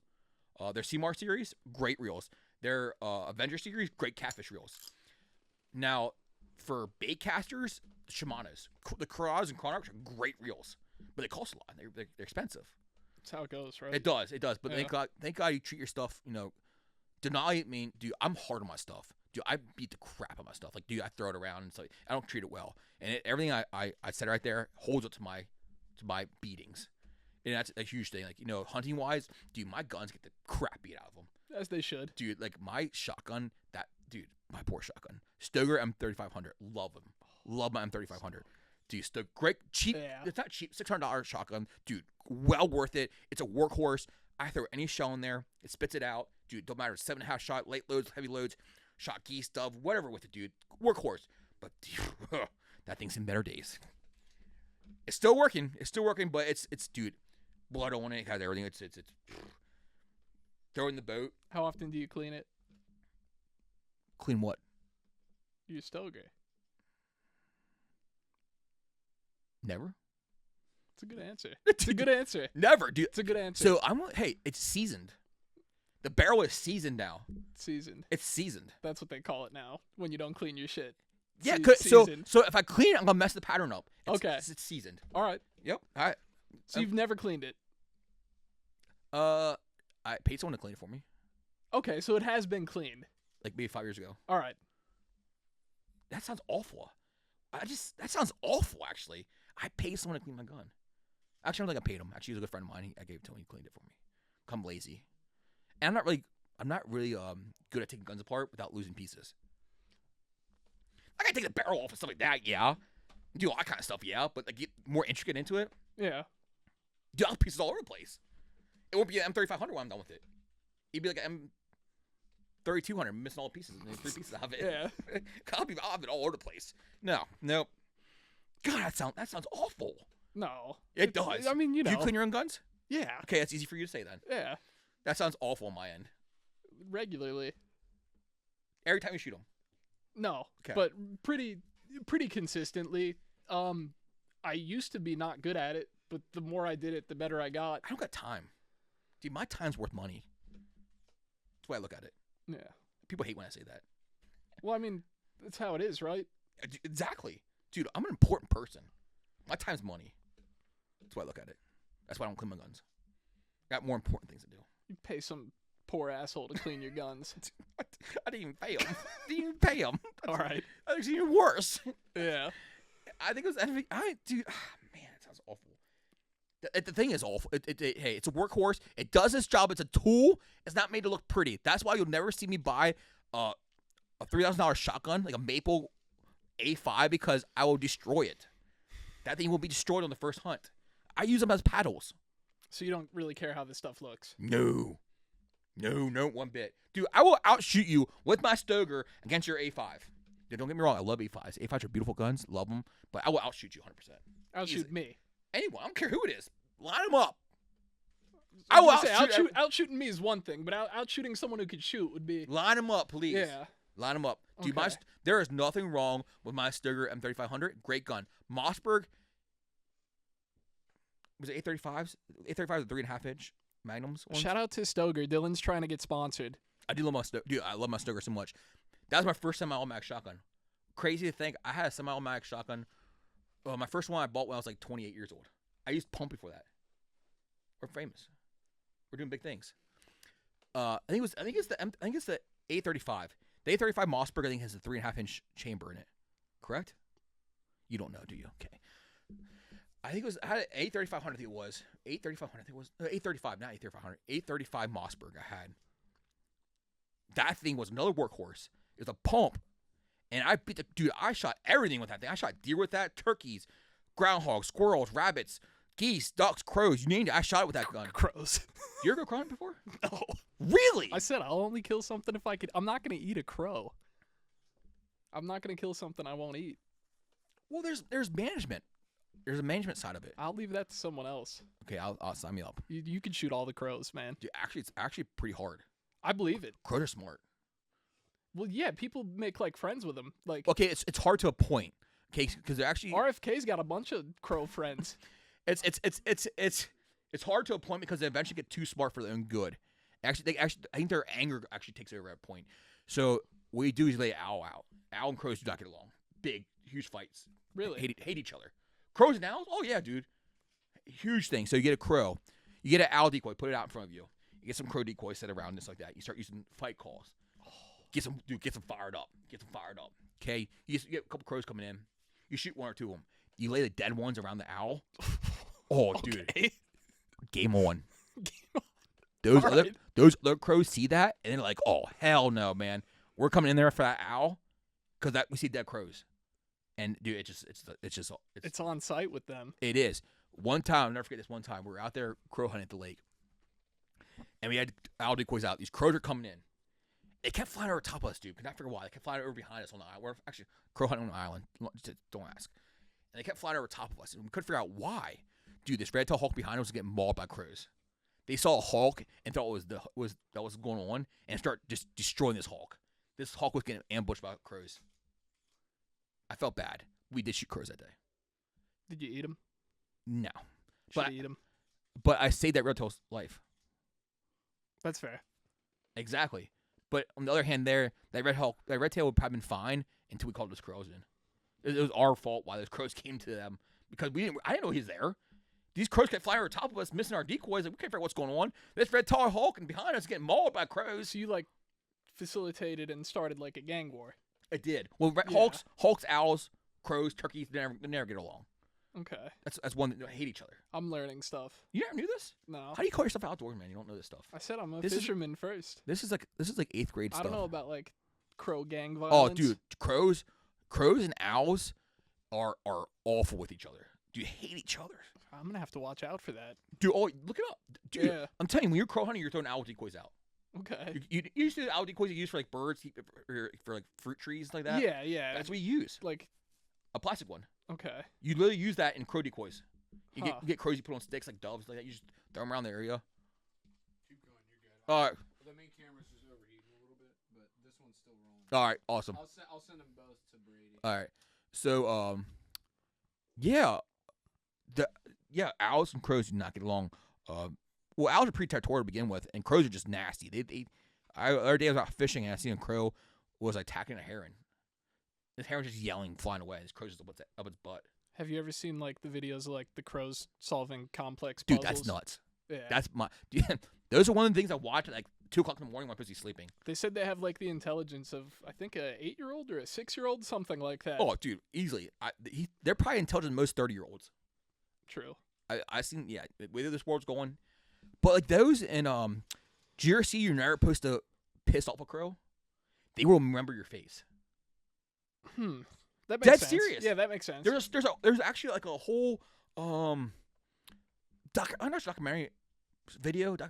about it. This guy made this crow mad, and he was like this crow would mess with him like for the next couple years. Every time you see this guy's face, he start yelling. So they're grudge holders a little bit too. That's neat. I like that. Facial recognition. I respect that. Facial recognition. Think about that. Think about that once. A crow facially recognizing a person. It's crazy. Enough to start yelling at you. To have beef with him. Yeah. Yeah. All because he threw a rock at you or something like that. If you throw a rock at a crow, he's going to piss at you for the rest of your life. It's crazy. He'll never forget it. I want a crow friend. Dude, they actually... Dude, we're all on some weird tangents here. This is all about wildlife. This is kind of part of a podcast. If you feed crows, they bring stuff back to you. I know. I want that. Like, really bad. Like, I want a crow to bring me trinkets. That'd be so cool. The more you feed it, the more trust you gain, the more it brings back. I think that's the going to be cooler one stuff of my summer projects. Is it legal? Legal? Is there a legality behind that? I hope not. I hope it's... Stupid rule. I hope it's legal. Stupid rule? Yeah, if there's a rule against that, that's 100%. stupid. That's a stupid rule. We should be able to have as many crow friends as we want. Dude, I seen them bring like gold rings back to people. Yeah, like I want that. I want that. You want to steal someone's gold ring that a crow stole? Not steal, but like if he finds it somewhere. So you stole it. You don't know where it came from. I'm sure you've bought something that's been stolen before. Like, Probably, you're right. Yeah, you ain't lying. it's not your problem. Yeah, it's not my problem, but yeah, understandable. Yeah. But yeah, they bring out cool stuff for you. I mean, we're on a crow tangent. I want to do that. It does kind of sound interesting. Who was that guy's name that did all those different puzzles for those crows? I don't know, but I've seen the videos. Yeah, I'm trying to think what his name was. The guy's like a physicist. He's like smart. The crow is like smart enough to use pebbles to displace water to raise the level in a glass to get a drink. Stuff. Like, yeah, just crazy. Like they did one like it was even more intelligent than that. Like there's probably kids who couldn't figure that out. At 30 years old, I guarantee they couldn't. It's true. So you never went crow hunting. So do you ever do any? You never do any kind of waterfowl hunting? No. That's my favorite kind of hunting. Waterfowl hunting is a blast. Like ducks? Yes. Ducks and geese. Favorite kind of hunting. But around here, it's very competitive. Really? Oh, yeah. Guys and something around here. The Susquehanna River is a huge place for waterfowl. It's a big fly zone. I go out to Lancaster, snow geese out in Lancaster. Well, I know like the Susquehanna River is like one of the largest migratory flyways like You get a lot of cool anywhere, ducks down I through think, there. right? Yeah. You get a lot of cool ducks down through there, down through the river. And your divers like that. Lake Erie's another big one. Of course, Lake Erie, but like Lancaster, they get the snow geese out there. And that gets crazy. People go crazy for the snow geese. It gets nuts out there. But waterfowl hunting it's different because you don't need to be quiet. You don't need to sit there and not move. When you see ducks, you do. But when you sit there and talk, you make breakfast and hunting blind, stuff like that. And you don't need to be quiet. You can just move around a little bit until you start seeing birds and you got, not make movement. You gotta even watch glare off your glasses like that will trigger ducks away. It's difficult, but it's a lot more fun. It's a lot more action. A good day at duck hunting would you shoot just keep blasting. I'll do it. Especially Can we geese. do that? Yeah. Let's do that together. Okay. Well. Yeah, dude. Especially early geese season. Early geese season, you're like 7 geese a person. I think that's fun. The geese too, like Canada geese, like those. Yeah. Do people eat those? Oh yeah. Are they good? They're awful. They're awful. People they eat You make them, jerky out of them. Jerky. Literally jerky. That sounds not good. I like duck though. I love jerky. I like jerky. It makes a suitable jerky. It's always for. It's greasy. They're greasy. They're greasy birds. Yeah. I don't Very know. suitable for jerky. You slice them up real thin. You throw them in the dehydrator. Throw some spices, whatever you want, barbecue, whatever you want to do with it. You make some jerky out of them. And I love me some jerky. I won't knock it until I try it. So I guess we'll have to eat a goose at some point. Yeah, like I think it's an older person thing, like roasted goose and roasted duck. That's like an older I like person. duck. Roasted? I don't know. I've had duck in restaurants before. It's good. I like okay, it. dude, that's a whole different kind of duck. Oh. That's a farm raised duck. Here's a wild duck. It's like deer. They're gamey. It's not you don't. You get there's a restaurant quality and there's like a wild quality. Their farm raised ones are totally different from wild ones. Okay. Night and day. Then I've never had a duck like a wild duck. Wood duck, teal are good at eating. Mallards aren't bad at eating either. Your diver duck is where you start getting like a real fishy taste. That makes sense. Because they eat fish. Yeah. Yeah, it's like that. So that's you just make jerky out of them too. Anything that tastes bad, you just make jerky out of it. It tastes better. That's serious. Yeah. You tell me one day it tastes bad, I'll make jerky out of it. It tastes 10 times better. Dehydrated meat is the best. Yeah. Literally anything. Yeah, dehydrated like jerky, like it melts in your mouth. Oh yeah, dude, That's- goose jerky. yeah. You can give me salt and pepper goose jerky, and I will tear it up. There's been times when we're duck hunting or goose hunting, and we have goose jerky from like last time we went hunting, and I got so sick because I ate so much of it. I'm gonna have to try it. I won't, like I said, I won't disparage it too much until I try And we're it. gonna try bear roast as well. All right, I'll do it. Dude, I'm telling you, they say bear roast is delicious. You kill a bear, I'll eat some of it. Well, we don't got bear around here. Okay. Okay, I shouldn't say that around. Okay, it take a good. You could come up to my place and the same forest. kill the bear that's been eating everybody's garbage. You'd be doing That's unreal. our community a That's great unreal. service. Down here, dude, I hate PA. Dude, okay, Why do you hate PA? because there's so many better states to hunt and fish in. Okay. Yeah, that's fair. I don't know, though. What? How are you gonna sit here and say I don't know that? Because, like, I do well. We're about ready to fight. well We're in, about ready to fight. I do well in PA on We're about ready to fight, fishing. dude. I catch all kinds of cool Yes, stuff. I but like there's it here. so many better states. For what? Fishing and hunting. No, like fishing for Both. what? Fishing for what? Anything. Anything. Anything. So you think the trout fishing in like our neighbor to the Montana. south, Maryland, is Montana. better than? Montana. Well, yeah. I mean, you're picking like the best one. I'm saying there's better states. There are better states. I'm not saying it's the best. I'm saying it's Trout fishing. It's good. It's Trout fishing. Okay, I'll agree with that one. It's good. But that's it. PA is such ass backwards with their crew limits. Why are we allowed to keep 50 fish of any species? Unless it's 50 invasive. 50 seems like a lot. Like I I know people who go out on the ice and catch 50 bluegill, and like I mean I feel like you get enough people doing that in the lake, you decimate them quick. So I did I looked into this because I'm a nut. I'm a weirdo. I like the wildlife and stuff like that. I did a research about crew limits about around our area, like Maryland, New Jersey, Ohio, New York, stuff like that. And every single one of those states separates yellow perch and crappie from their panfish. Like Maryland, for instance, you're allowed 15, I believe, 15 crappie and 15 yellow perch, and there's a size limit on them. Yeah, that makes sense to me. No, not in PA. It doesn't. PA, we have 50 and there's no size limit. Go catch 50 perch. Literally. It doesn't matter if they're 2 inches long. Literally. You come down here to Marburg in the spring or fall time, and you see buckets full of fish being kept. Yeah, I don't Now, know. will that I help don't the know fish? if I like Now, will that help the but- fishery as a whole? I don't know. Pilot tuning and stuff like that, or a panfish enhancement lake. So pilot tunings like that have bigger panfish in there. Is it because of the panfish enhancement lake, or just because of the lake in general? Yeah, I guess you'd have to look at that over time to get the Now- answer. Maryland, we live pretty close to Maryland here, so I know a little bit about Maryland more than anything. Dude, the crappie and the white perch down in Maryland are giants. I like going to Maryland for the snakehead. Dude, me too. Better fishery, better hunting. I mean, we could have snakehead here if somebody like. We do. Yeah, We do. Redmond has them. yeah. Well, they're gonna be in the Susquehanna too. Oh, they're already there. Yeah, They're already there, but not like Maryland. it will be though. Oh, eventually Eventually it would be. And I'm not for snakeheads. No, You're anti-snakehead. very anti-snakehead. I feel like you're not anti-snakehead. I like them. Okay, there's a difference between liking them and being anti-snakehead. Don't get me wrong, I love catching them; they're good eating. But for what they're worth, I don't think they should be moved around like they are being. Yeah, I mean that's where it gets tough, right?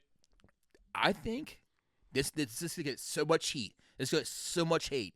Guarantee you. I think PA has not seen an invasive species like the snakehead yet.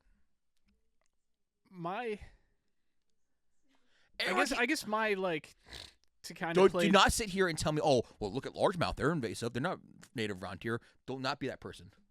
Okay, I was gonna use trout as an example, but Yeah, but that's I mean, because like the state does put millions and millions of non-native fish into I like agree. over native, like agree. over native fish where they Oh. outcompete them. Like I don't see how it's any different.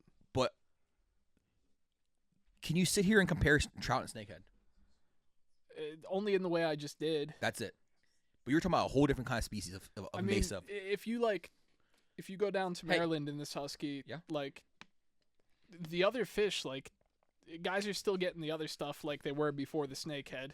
Like it seems like they kind of find their niche in the ecosystem, and What I think right now is they have so much room to roam. They have so much room to roam.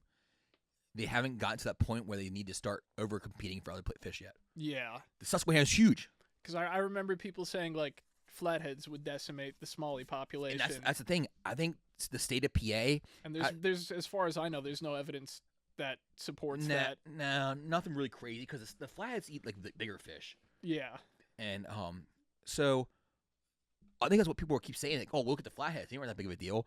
So the boy who cried wolf, perfect example of it. The state cried wolf for the flatheads, so now they're crying wolf about the snakeheads, and people are not believing them. I think the way that snakeheads reproduce is That's the scary part. yeah, like the way that they give birth to live young, and then the mother and father both protect you know how many the time- fry ball. do you know how That many times seems they- like it could be? Do you know how many like, times a year they do that? It's multiple. Multiple. It's overpowered. 1 to 5. It's overpowered. 1 to 5. Yeah, That's yeah, crazy. that's OP. That's 1 to 5. So then I also said this. You gotta think of it this way: the snakeheads are attacking the food chain from the bottom up. They're not checking like their flatheads came from the top down, eating bigger fish. Your snakeheads are in the shallow waters where your fish are breeding. A fish will not breed in waters where there's snakeheads. Will not breed in those same shallows. Yeah, that's true. So you're gonna have fish not breeding because they're getting chased away, you gotta have fish survivability rate going down because those snakeheads do not leave the shallows. Redmond did have snakeheads that did survive and were caught in 20 feet of water. I mean, that's more adaptation thing because the Redmond was not very has a shallow end to it, but it's not very shallow all year. Where is that? Out in York. You get them like consistently? No. The state drew the lake down, had to do repairs on the dam, and they were in there shocking it, trying to get as many snakeheads as they could out there. Don't think it did. They did what they could. They didn't get them all. No, you get them all. So they'll come back. 100%. There's breeding there. Yeah. But the problem is that's connected to Godor's Creek. Godor's Creek is one of the huge trout fishing places in this area. Yeah, so that'll go bye-bye. So you're talking about the state of PA stocking millions of dollars worth of fish every year into creeks, and you bring snakeheads into the equation. These snakeheads are going to tear those trout apart. That's a freezy meal. Because there's creeks around here. Now, these are northern snakeheads, so they can survive in some pretty cold water. They can survive through the ice. Right.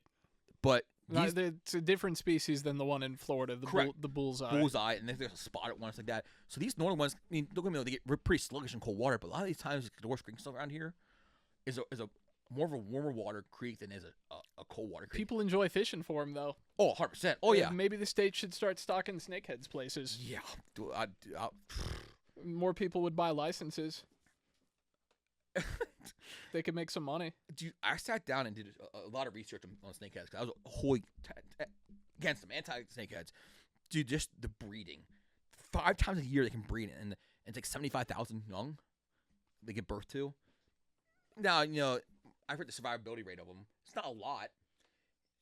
And the only time they really get eaten is if one of the parents get caught and taken away, which is a good thing. They kind of get really aggressive around the fry. So they do get caught, and the survivability goes around because the other bass eat the smaller fish. That was a huge one, and the tolerance for like low water, like they can live in that shitty water quality, and they survive in that water where your bait fish are, where your fry are, where your bait fish are, is where they're living. I mean, hey, maybe I'm wrong. Maybe I should be this bad against them, but dude, I don't think they're gonna be good. I don't think PA has ever seen an invasive species of fish like the snakeheads. I don't think there's another comparable fish to it. Carp mess stuff up pretty bad. Yeah, but I guess, and they're so pervasive that a lot of people don't even realize they're invasive. A lot of people don't even know. I think, well, they are. I guess they eat a lot. I love them personally. I think they're fun to shoot. They're criminally underrated as a sport fun to fish. Shoot. They're fun to shoot. I hear they're fun to shoot. So you should be in Europe right now, is what you're saying. Because Europe over there, they're huge. That's like what that's like what bass fishing is to us. Yeah, that's their thing over there. Dude, they spend so much money on carp, and we caught a carp through the ice one time. It went viral overseas. Yeah, because like as far as I understand over there, like there's not a lot of public water. Really? So like most of the carp fishing is done on like pay to play. Like yeah. It'll be guys like catching the same fish over and over again, which hey, I mean you gotta like you gotta do what you gotta do. Like you want to fish, you gotta whatever's there. But like I know the culture behind carp fishing there is. Why? I'm a fan of it. I like it. I think it's because it's like the biggest, coolest freshwater thing they have over there. Don't they have taimen over there? Where's taimen from? There's giant trout. I think that I don't think that's in Europe. I think that's more like Asia, like Russia and Mongolia and places like that. The like taimen. I love to catch one of them.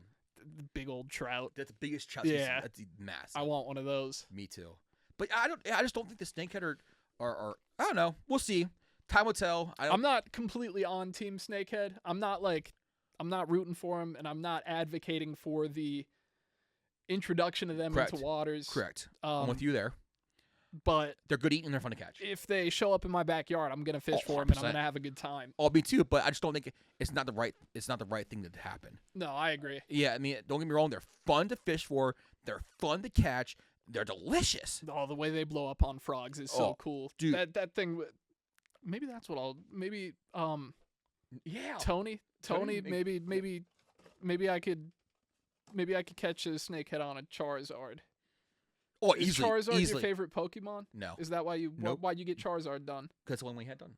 Oh, all right. The one we All right, made. yeah. What's your favorite Pokemon? Ninetales. Ninetales. Yeah. That's you don't hear that one much. I know, right? I don't know why. Why? Why is no you don't idea. know why? No Okay. idea. Yeah, I have a Ninetales collection. Okay. If they made a Ninetales fishing bait, make like a top water with her tail moving like that, Mm-hmm. it'd be kind of cool. I'd use that. No, I probably would not. Probably keep it on the wall. I could have that one on the wall. So do you watch the show? Yes. Do you have like a favorite like what would you call them season, like a favorite iteration of the show, like what Dude, the OG. the The new Horizon ones like that, it's weird. So, do you think snakeheads taste the best tasting fish? Freshwater fish. walleye? You think it's better, less than walleye? So you think walleye's better tasting? Walleye's my favorite. Man, I hear a lot of people saying that snakeheads are the best eating like freshwater I heard they're fish. delicious. I heard they're good. You never had I've one? never had one. What? They are. Oh, you never had one? No. Oh, really? No. No Yeah. dude, your opinion doesn't matter anymore. Until you have a snakehead, you can't say what your best freshwater fish is. I can say what my favorite is. Nope, not until you have a snakehead. Dude, they cut the wings off those things. Dude, so I want one. I'll eat one. like everyone cuts cheek meat out. Cheek meat's at the wall, I think, too. But they actually cut the belly off where the fins are, and they call it the wings. Okay. And they smoke them. That does sound good. I mean, everybody I hear that eats it loves it. I want to try it. Now, you called me before. I've caught them before, but not in water that I would eat something out of. Down in Florida. I've caught the northern snakeheads Oh, really? here too, like in Philly and stuff. Oh, like yeah. that. They had one pond in Philly that's floated with them, right? I got mine in the one by the airport, the Philly airport, John Hines maybe. Yeah. Yeah. That's the popular one. Yeah, that's where they have a lot of I don't- snakeheads there. There's like advisories like don't eat stuff from there. What blows my mind is they stink and they're so slimy. That doesn't mean they're But- not taste like I'm yeah. I'm just saying, but like, how does a fish that's so stinky and slimy taste so good? Cause like that slime coating never goes away. You have to literally like dry them out before you fillet them. And if you hose them off again, that slime coating comes back on. Eels are like that too. It's They're awful. slimy as hell and disgusting, and they're delicious. Like that one you called a couple months ago down in Costa Rica. That was a pretty cool looking one. That was in Florida. Was that in Florida? That was in Florida. Yeah. What? Peacock eel, Peacock spiny eel. spot fin eel. Yeah, that was pretty cool looking. Yeah. Little snout. That's an thing. aquarium fish Yeah. for sure. Really? Yeah. Oh, I actually had one of those as a kid in an aquarium. really? Yeah. They're neat. Yeah. They have personality. I mean, I guess that's one thing good thing about living up north here. It gets too cold for those exotic species to live. Most of them. Speaking of exotic Most species, of them. We got like, I mean, like, I could take you to ponds that are loaded with goldfish and oh yeah, stuff like that. I see you Like, catch them already. and They're fun to shoot too. loach. We got loach. Up at your place. Not over in New Jersey, but I mean it's the Oh. same. It's the same Yeah, climate. yeah, Like yeah, that's yeah. another one that got like I don't. weather loach. Weather loach is established in a few places there. I'd never caught a loach before. I've caught those before. They're fun to fish for. I like sight fishing at nighttime with a headlamp. Really? Put a picture of it up there. Yeah. My buddy took a video of me catching it. It's from far away. It's not great quality, but you'll see it there. And loaches, they're bottom feeder, right? I think so. Yeah. Like a more aggressive carp. They kind of chase bait down, and or what? I had to keep bopping mine on the head with the bait before he eventually. So you just harass this fish to bait your line. Yeah, he might not Okay. even been hungry. He might have just been mad. Understandable, because you just bopped him in the head about 3 times before you caught him. That's like if anyone watching this microfishes, like sometimes you gotta boop him in the nose a few times before How he do you- decides to eat. Boop something in the nose when you're microfishing. Most of microfishing is done like through sight, Correct. like you're looking at what you're fishing for. But like, So you just you're like using such a small hook. I mean, tiny, minuscule. yeah. How do you drift it perfectly to boop that thing in the head? It's most of it's done through sight, and most of it's done right at your feet. Really? Yeah. Oh. Like all the darters and stuff like that, they're not super afraid of people. Really? So you could just like walk up on them and keep booping them in the nose. Make them wear your bait as a hat until they get mad and eat it. Okay. I mean, I've seen daces like that, but Yeah. I feel like they're always scared of me. I feel like always like. Yeah, like if anyone's looking to get into microfishing, like targeting darters is a really fun way to start. Really? Now, and then probably one of the prettier fish too. The rainbow darters and the brook darters, they're gorgeous. Amazing. There's some of they're so underrated. That's what I say. I think microfishing is kind of underrated because everyone in the fishing world, if it's not a big fish, no one cares about it. Yeah, and I mean you're starting to see more like we were talking about Maryland DNR. Like they want to know about it. It's starting to. Even like I started 5 years ago, like it's even like I see more and more people doing it. I do like the cool thing that you can put in your glass container and I can just watch it. Yeah. That's pretty cool. You know, I see guys do that with trout too. They put it in an aquarium. Yeah. Had a whole one, like especially your native brooks, and you just watch it. You know, study, you can see the colors so that you. Well, then you could take your time and line up your shot, and you don't have to worry about harming the fish either because Yeah. it's in the water, which is nice. Overrated. Big fishing is overrated. We don't need to catch no 300-pound tuna. We'll catch a 3-inch darter.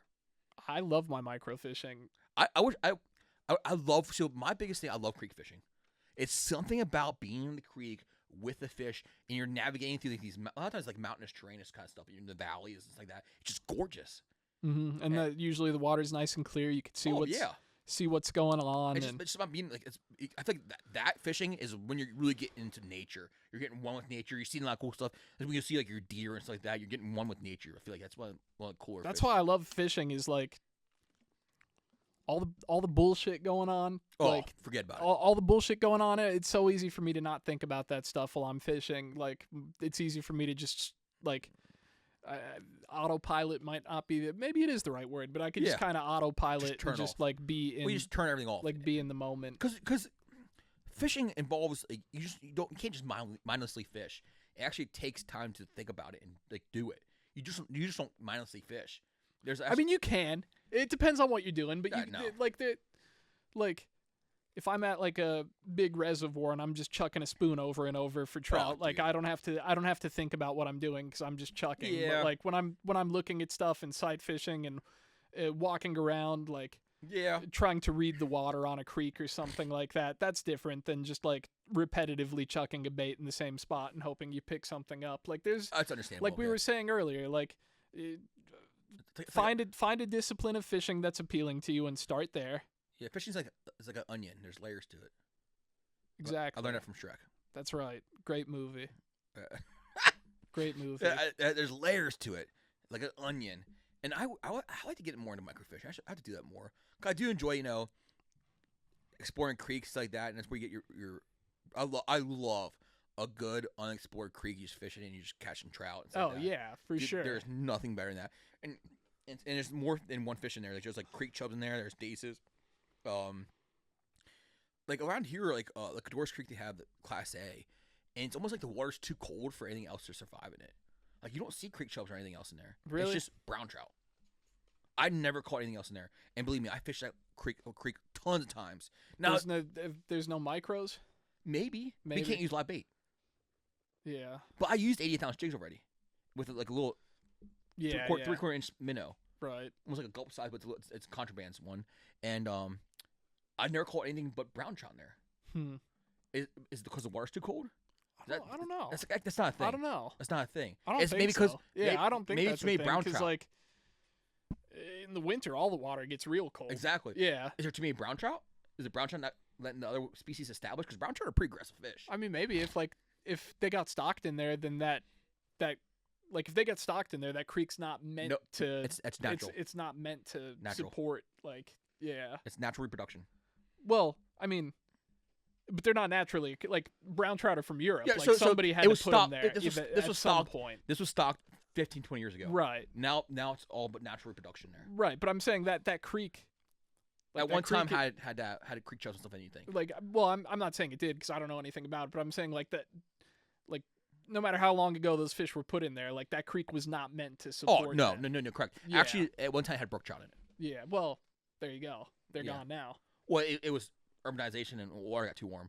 The creek actually, the only reason it's so cold is because it gets drawn 70 feet from Marburg. Okay.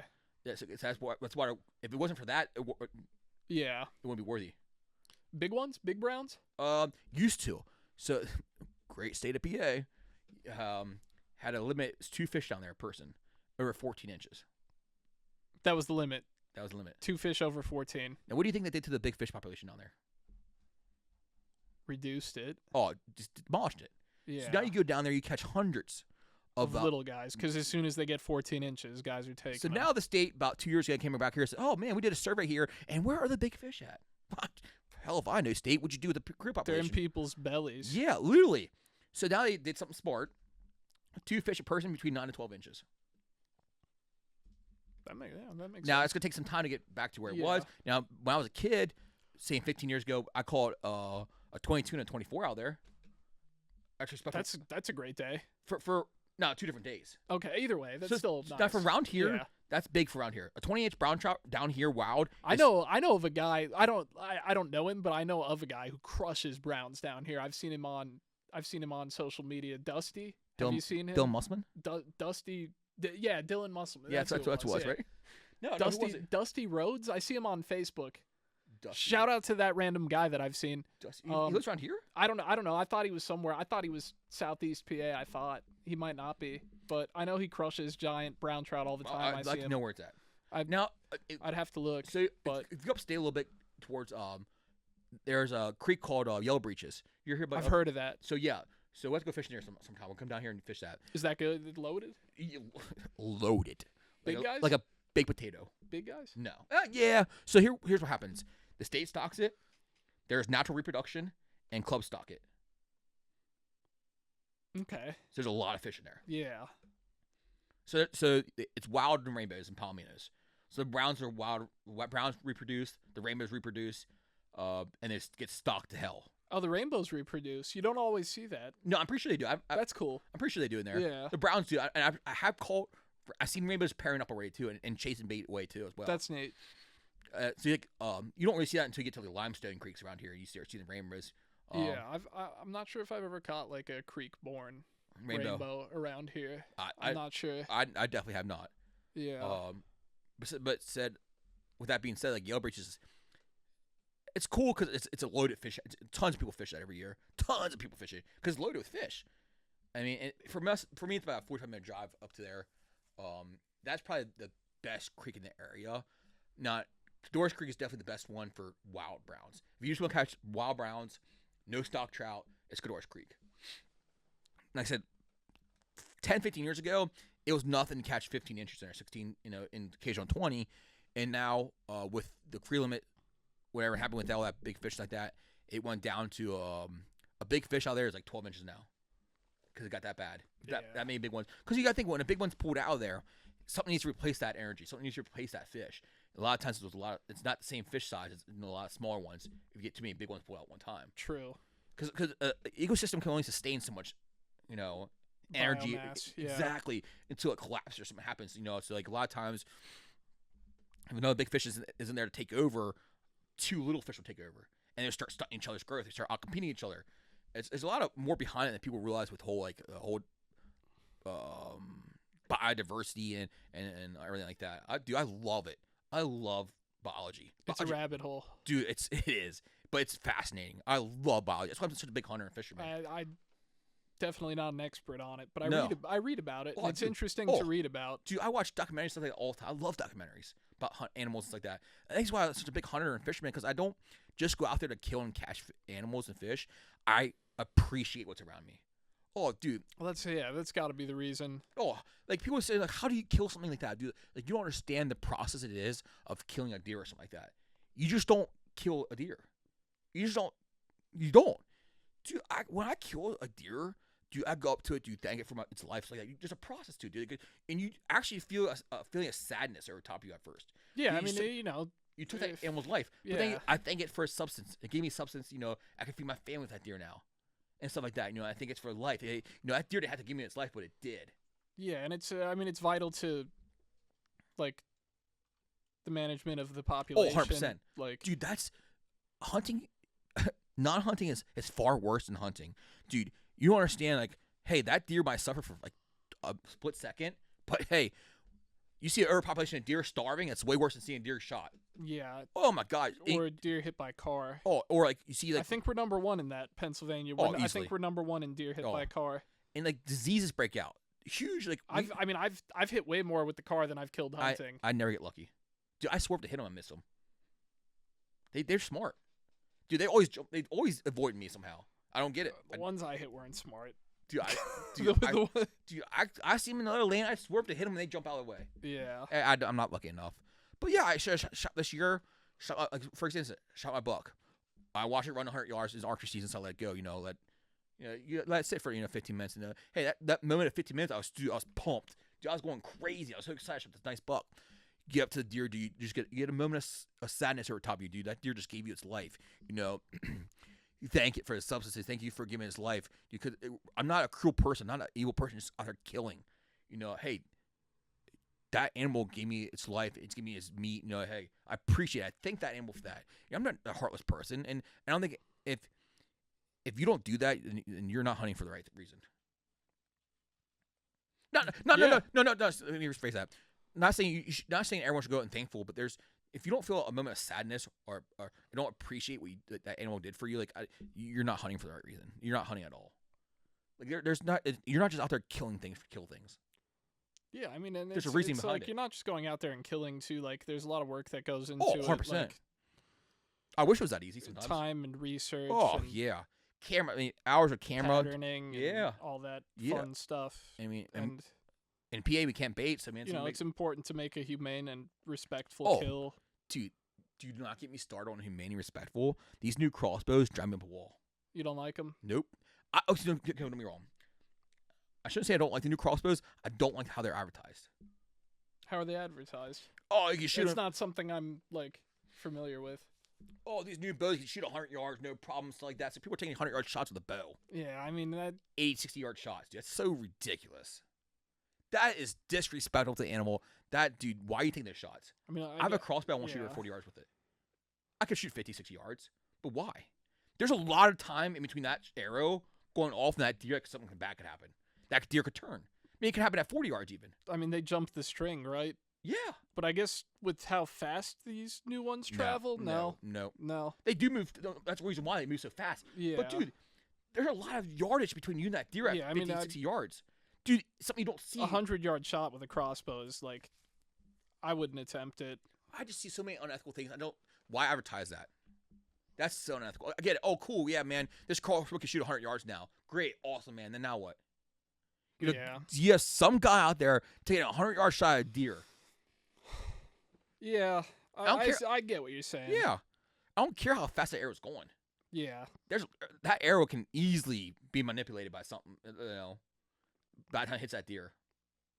And the energy, is there enough energy to get a good penetration out of that? I said I didn't get that deep into it. I just seen that advertised and it just rubs me the wrong way. Yeah. I just don't agree with it. Yeah, some of those new crossbows cost $5,000. Oh, but God, yeah. Yeah. Yeah. It's just, but I mean, it's just there's a lot of unethical things that happen that give us, me and you, a really bad name. Us hunters and outdoorsmen. Yeah, I mean, I guess. I think one of the huge things now is silencers and thermals. That gives poachers a new edge. You wouldn't believe. Yeah. Dude, you go out in the snow with a thermal and a silencer, you will not hear that shot go off. That silencer plus the snow absorbing that sound is nuts. Yeah, I mean, a 22 mag with a silencer on it, the thermal. So what do we do about that? You don't. You can't. Yeah. What do you do? Yeah. Without having more people on the road, you just can't. You just gotta accept it. Yeah. You're accepting it at this point. There's nothing else you can do about it because you can't hear it. You can't see it. It's like bear shit in the woods. You know if shit's in the wood or not. Yeah. You don't because you didn't see it happen. It's yeah, that sucks. I mean, it's one of the negative things that come with thermals and everything like that because it's going to increase poaching 100%. It happened already. I mean, look how many times people get caught a year. You see big things online, big bust. Guy's been poaching for 13 years, finally gets caught. Shot 70, 80 deer a year. Yeah, that's rough. Yeah, and then now you have thermals and silencer on it. Makes it easier. Oh my God, yeah. Sucks. You could drive down the road with a thermal and a suppressor and just shoot out your window and no one even know. Drive away and come back and pick it up. Yeah, that sucks. It does. And but we're at 2 hours here. So I think it's a good time to call a podcast. Yeah. All right, everyone. Thank you for standing by for episode 1 of the Racks and Rod podcast with my co-host, Dave Piavis. We'll be back for the next episode. We don't have anything in mind. Off the wall, unscripted, raw. It depends. It depends on how many people watch this, right? If 4 people watch it, this might be the one and only episode. I think we're gonna have more people watch this. This was a good one. If people watch it, if people watch it and like it, we'll do more. I think this is a very successful first podcast. I'm pumped for episode 2 coming your way next time. Thank you guys, ladies, gentlemen, see you next time. Thanks for your time, guys.